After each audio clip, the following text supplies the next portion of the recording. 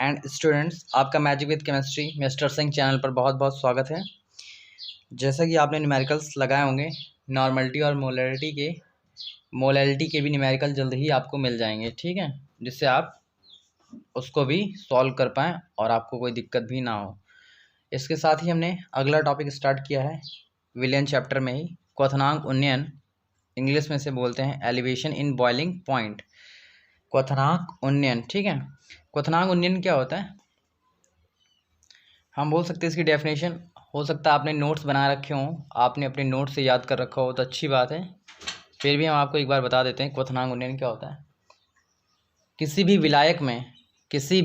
विलायक में आवाष्पशील पदार्थ को घोलने पर उसके क्वथनांक में होने वाली वृद्धि को ही क्वथनांक उन्नयन कहते हैं। जहाँ क्वथनांक होगा भैया वहाँ पे वृद्धि होगी ही होगी और टेम्परेचर बढ़ेगा ही बढ़ेगा, ठीक है। तो क्वथनांक ना समझ पा रहे हो तो बॉइलिंग टेम्परेचर समझिएगा।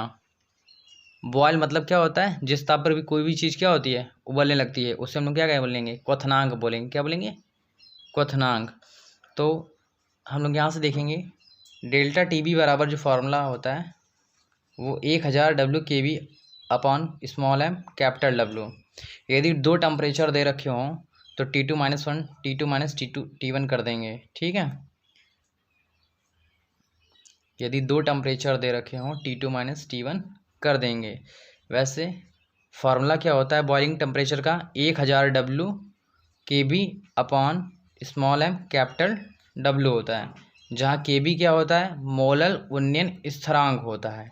एक और फार्मूला होता है क्वथनांक उन्नयन का, डेल्टा Tb बराबर 100 WkV अपॉन स्मॉल एम बटे कैपिटल W, जहाँ Kb क्या होता है यहाँ पर, मोलर उन्नयन स्थिरांक या ग्राम अणुक उन्नयन स्थिरांक या आणविक उन्नयन स्थिरांक होता है।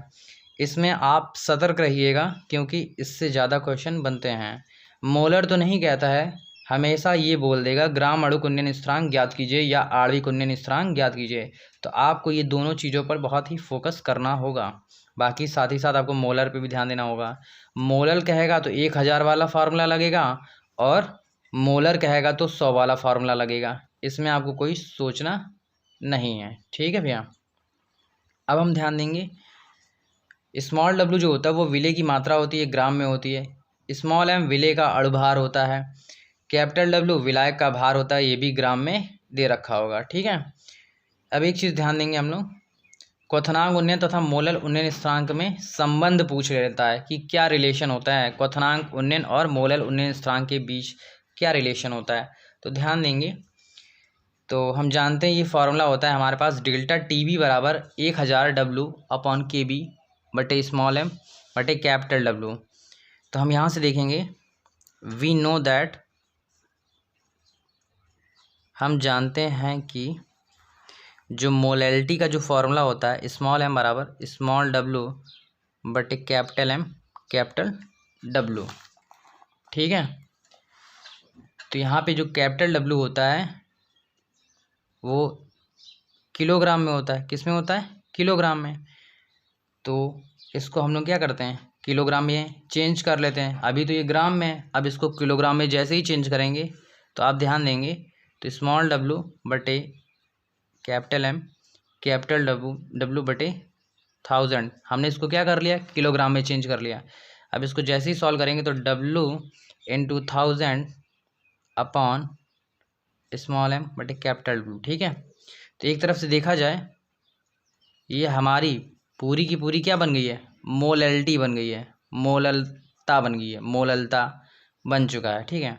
तो यही देखेंगे, इतना 1000 into W upon small m capital W, ये हमारी क्या हो जाएगी, मोलैलिटी हो जाएगी।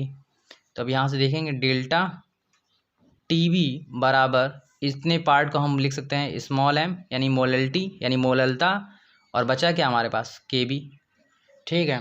तो यही रिलेशन होता है भैया क्वथनांक उन्नयन और मोलल उन्नयन स्थिरांक में संबंध।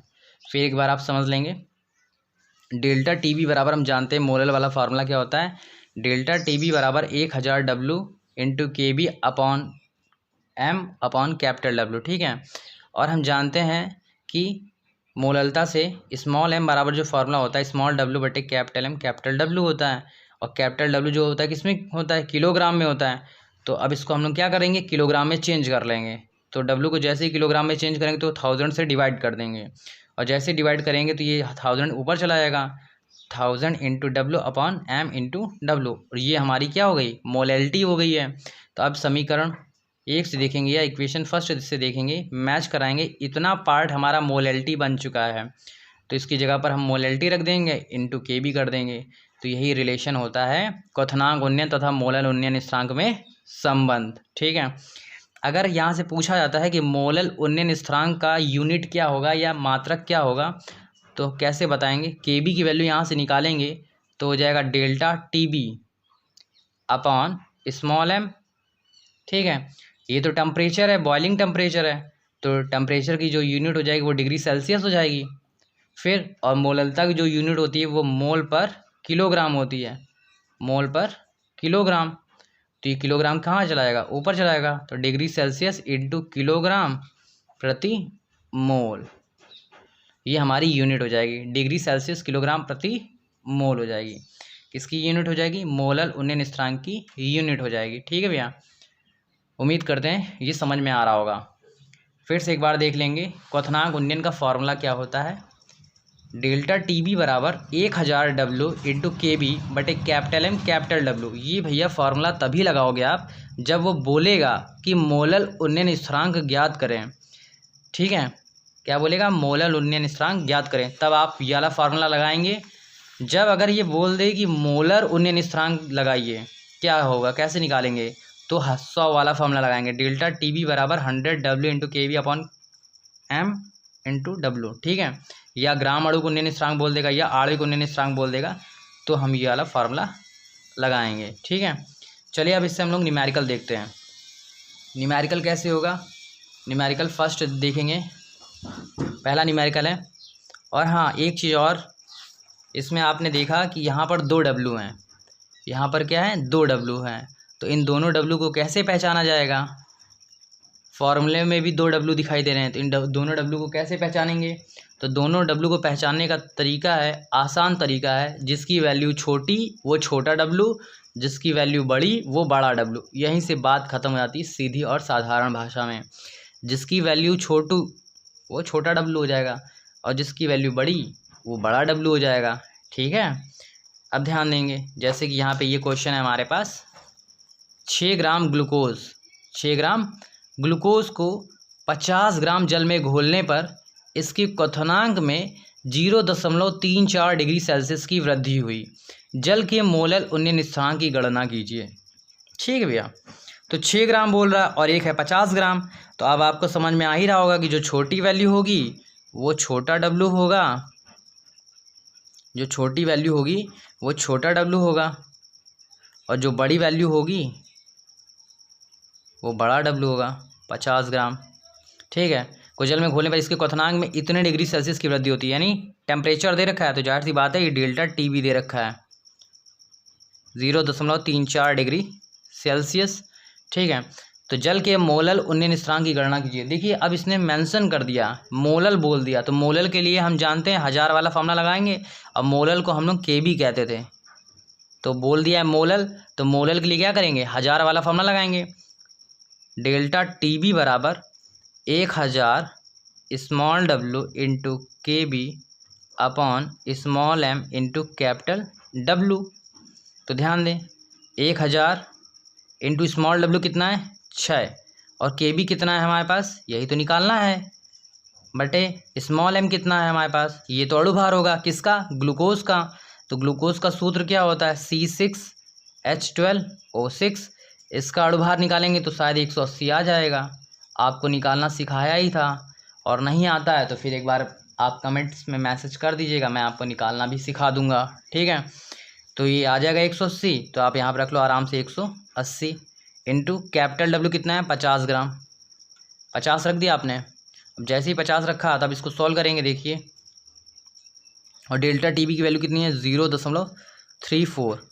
अब यहाँ से के बी की वैल्यू निकालें तो क्या हो जाएगा, 0.34 into 180 into 50 upon 1000 into 6 equal के बी। ठीक है, अब यहाँ से इसको सॉल्व करेंगे तो पॉइंट हटाएंगे, डबल ज़ीरो नीचे बढ़ा लेंगे, ठीक है। पॉइंट हटा लेंगे और डबल ज़ीरो क्या कर लेंगे हम लोग, बढ़ा लेंगे। अब इसको सॉल्व करेंगे, देखिए एक ज़ीरो, ये ज़ीरो इससे ख़त्म हो जाएगा, 6 1 जा 6, 6 3 जा 18, 6 3 18 हो गया। अब इसको सॉल्व कर लेंगे, 3 5 15, 34 इंटू 15 अपॉन 1000 बराबर KB, ठीक है भैया। अब यहाँ से इसको KB को जैसे ही सॉल्व करेंगे तो शायद आपका आंसर 0.51 में आएगा। कितना आएगा भैया, 0.51 में आएगा, ठीक है। आप सॉल्व कर लीजिएगा और देख लीजिएगा, ठीक है।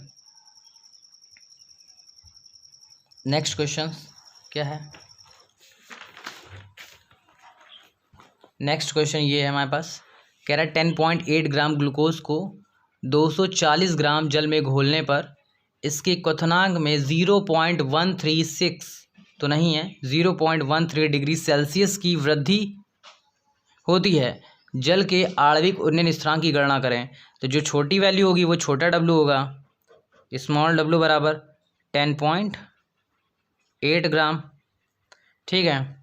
ग्लूकोज को 240 ग्राम यानी कैपिटल W दे रखा है भैया, 240 ग्राम जल में घोलने पर इसके क्वथनांक में इतने डिग्री सेल्सियस की वृद्धि होती है, यानी 0.13, यानी डेल्टा TB फिर से दे रखा है 0.13 डिग्री सेल्सियस। क्वथनांक कह रहा है तो बॉइलिंग टेम्परेचर आप ध्यान रखिएगा डेल्टा TB, तभी आप समझ जाएंगे कि वृद्धि होती है। तो जल के आणविक उन्नयन स्थिरांक की गणना कीजिए। देखिए भैया यहाँ पे इसने शो कर दिया, इसने अपने शो कर दिया आणविक उन्नयन स्थिरांक, इसने ना तो मोलर बोला ना ही मोलर बोला, तो आपको हमेशा अलर्ट ही रहना पड़ेगा। मोलर या मोलर जरूरी नहीं है कि दे, मोलर के केस में जरूरी नहीं कि वो मोलर ही दे, वो ये दे सकता है आणविक उन्नयन स्थिरांक या ग्राम अणुक उन्नयन स्थिरांक, ठीक है। तो हम समझ जाएंगे कि 100 वाला फार्मूला लगाना है। तो डेल्टा TB बराबर 100 इंटू W इंटू KB बटे कैपिटल M कैपिटल W या स्मॉल m कैपिटल W, ठीक है।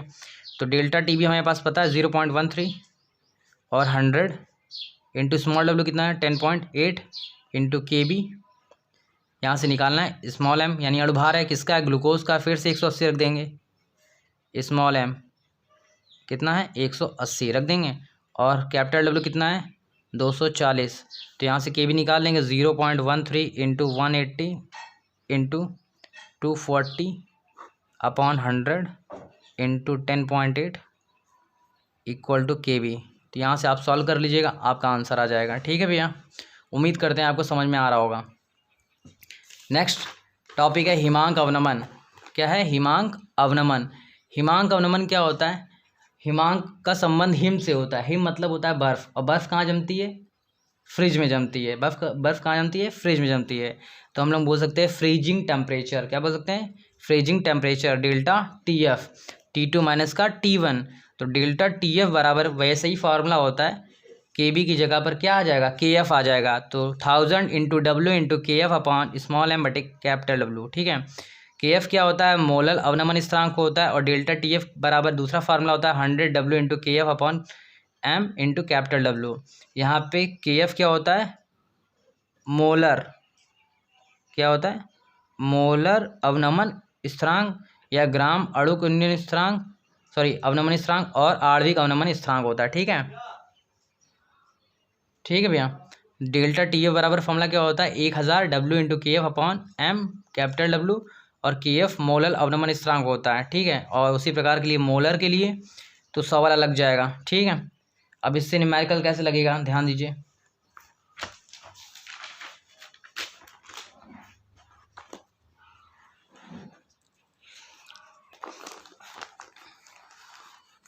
कैसे पहचानेंगे छोटी वैल्यू को, जो छोटी वैल्यू होगी वो छोटा W हो जाएगा। ग्राम में होता है 1.822 ग्राम, कार्बनिक पदार्थ को इतने ग्राम यानी कैपिटल W दे रखा है 100 ग्राम, और इस बार बोल दिया बेंजीन में घोलने पर हिमांक में इतने डिग्री सेल्सियस की कमी होती है। कमी बोल रहा है तो डेल्टा TF बराबर 0.60 डिग्री सेल्सियस की कमी होती है। बेंजीन के मोलल अवनमन स्थिरांक की गणना कीजिए। देखिए इस बार फिर बोला है मोलल अवनमन स्थिरांक की गणना करना है, यानी KF का मान चाहिए। किसका मान चाहिए? KF के लिए। तो फार्मूला कौन सा लगाएंगे? 100 वाला या 1000 वाला? तो जाहिर सी बात है मोलल बोला है तो हम लोग 1000 वाला ही फार्मूला लगाएंगे। तो डेल्टा TF बराबर 1000 इंटू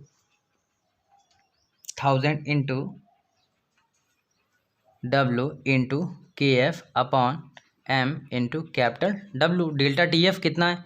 0.60 1000 इंटू स्मॉल w कितना है? 1.822 इंटू KF ही तो निकालना है हमको। क्या निकालना है? KF ही तो निकालना है बटे स्मॉल m अणुभार होता है। बेंजीन का फॉर्मूला क्या होता है? C6H6। तो इसका अणुभार क्या होता है? 12 6 72, 72 और 6 78। और कैपिटल W कितना दे रखा है? 100। तो यहाँ से हम लोग क्या करेंगे? सॉल्व करेंगे, KF की वैल्यू निकालेंगे। तो 0.60 बराबर 1000 इंटू 1.822 सॉरी देख लें फिर भी एक बार। 78 ये था, तो KF बराबर क्या हो जाएगा? 0.60 इंटू 78 इंटू 100 अपॉन 1000 इंटू 1.822 बराबर KF। इसको सॉल्व करते ही आंसर आ जाएगा आपका। ठीक है भैया। नेक्स्ट ये क्वेश्चन है, किसी पदार्थ के 1.9 ग्राम को 128 ग्राम जल में घोलने पर विलयन का हिमांक 0.35 डिग्री सेल्सियस हो जाता है, तो पदार्थ के अणुभार की गणना कीजिए। तो किसी पदार्थ का छोटी वैल्यू छोटा W 1.9 ग्राम दे रखा है, 128 ग्राम जल में घोलना है। कैपिटल W कितना दे रखा है? 128 ग्राम जल में घोलने पर विलयन का हिमांक मतलब फ्रीजिंग टेम्परेचर दे रखा है, डेल्टा TF दे रखा है भैया। ठीक है, माइनस का 0.35 डिग्री सेल्सियस होता है। तो पदार्थ के अणुभार की गणना करना है इस बार। ठीक है, तो इसको गणना करना है। तो अब यहाँ पे हमें तो ना ही बोला है मोलल और ना ही बोला है मोलर। अब क्या करें? कौन सा फार्मूला लगाएंगे? तो अब हम इस केस में इसकी यूनिट से पहचानेंगे। देखिए केल्विन मोल इनवर्स और 100 ग्राम, 100 ग्राम मतलब लास्ट में लगा हुआ है 100 वाला फार्मूला लगाएंगे। यहाँ से यूनिट ने क्या किया? 100 वाला फार्मूला बोला इसने। तो 100 इंटू W इंटू KF बटे M इंटू कैपिटल W। तो डेल्टा TF हमारे पास है माइनस का 0.35 डिग्री सेल्सियस। अब यहाँ पे देखिए कि टेम्परेचर में एक काम करना पड़ेगा। टेम्परेचर में एक काम करना ये पड़ेगा कि इसको 0 से घटा देंगे, माइनस का 0.35 डिग्री सेल्सियस। तो माइनस और माइनस क्या हो जाएगा? प्लस 35 डिग्री सेल्सियस या 0.35 डिग्री सेल्सियस। अब यहाँ रख देंगे 0.35 डिग्री सेल्सियस बराबर 100 into W into KF upon M कितना होगा? M दे रखा होगा शायद, क्या M यहाँ पर अणुभार ही तो निकालना हमें। और कैपिटल W कितना दे रखा है? 128।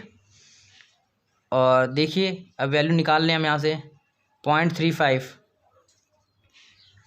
इंटू 128 इधर आ जाएगा और 100 नीचे आ जाएगा।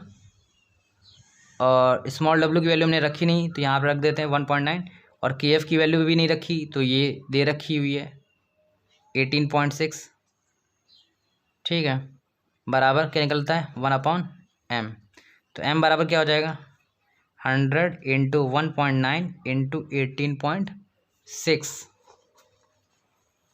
ठीक है, अपॉन 0.35 इंटू 128।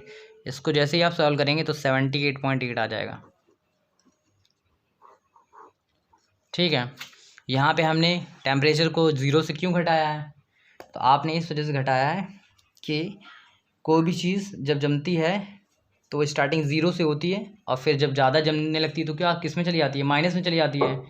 तो जो हमारा जो मेन टेम्परेचर होता है वो 0 होता है हिमांक के लिए। तो जब माइनस में अगर जाएगा टेम्परेचर तो हम लोग उससे क्या करेंगे? 0 से घटा देंगे। और क्वथनांक के केस में ध्यान रखिएगा, अगर टेम्परेचर 100 से ज़्यादा जाता है, यदि टेम्परेचर 100 से ज़्यादा जाता है तो हम लोग क्या कर देंगे? उसको 100 में से ही घटा देंगे, तो हमारा एग्जैक्ट टेम्परेचर बॉइलिंग टेम्परेचर निकल के आ जाएगा। ठीक है, ध्यान रखिएगा। यदि हिमांक के केस में डेल्टा TF की वैल्यू निगेटिव आती है तो उसे हम हमेशा 0 से घटा कर ही निकालेंगे, और जब बॉइलिंग टेम्परेचर में वैल्यू अगर 100 से ज़्यादा होती है तो उसे हम लोग 100 से माइनस कर देंगे। जो एग्जैक्ट वैल्यू आएगी वही हमारा आंसर हो जाएगा। उम्मीद करते हैं ये आपको वीडियो समझ में आया होगा, और कोई दिक्कत होती है तो आप कमेंट्स बॉक्स में मैसेज कर दीजिएगा। इस वीडियो को बहुत ज़्यादा से ज़्यादा आप शेयर करें और अपने फ्रेंड्स को भेजें, और जो पढ़ता हो स्टूडेंट उसको बता दें ताकि वह भी सीख सके। धन्यवाद।